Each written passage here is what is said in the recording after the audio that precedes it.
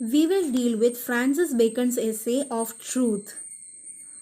So, of truth begins by quoting Pilate that what is truth? And Bacon says that truth is something that affixes our mind. And when it affixes our mind, it will hinder and it will restrict our free thinking and our action.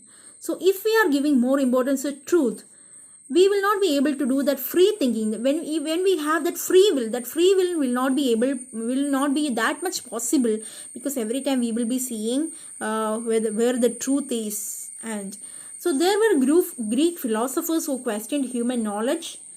Now they are no more, but then there are still some people who question human knowledge. Men find it very difficult to learn truth, but when they finally learn truth, it imposes a restriction upon them and they goes back to lies.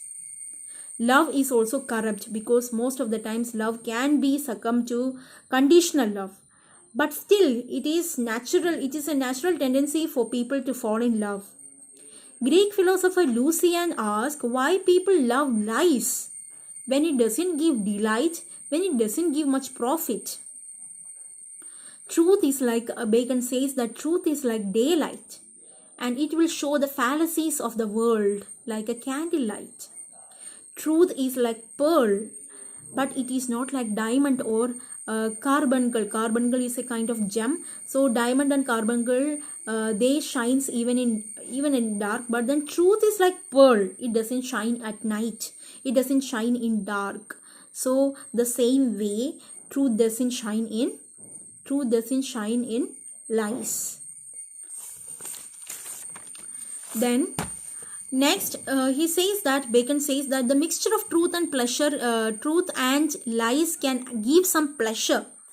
Even poetry, most of the poetry were often criticized, because poetries are mostly written based on imagination. Absolute truth, according to Bacon, absolute truth can give you melancholy. Poetry may be accused as false because it is based on imagination, but then it is a shadow of lie. It can even be a reflection of reality. It can be a reflection of ideas. The lies that pass over the mind doesn't hurt us as much as the lies that sinks deep. The quest for truth is based on free will. Then even in biblical figure, when we see Bible, God created light first. And on the sixth day also he created light of reason, that is human being. Truth is of utmost importance, and then mixing lie with truth is just like making an alloy of gold and silver or copper. See, when gold is mixed with some other metals, we consider it impure.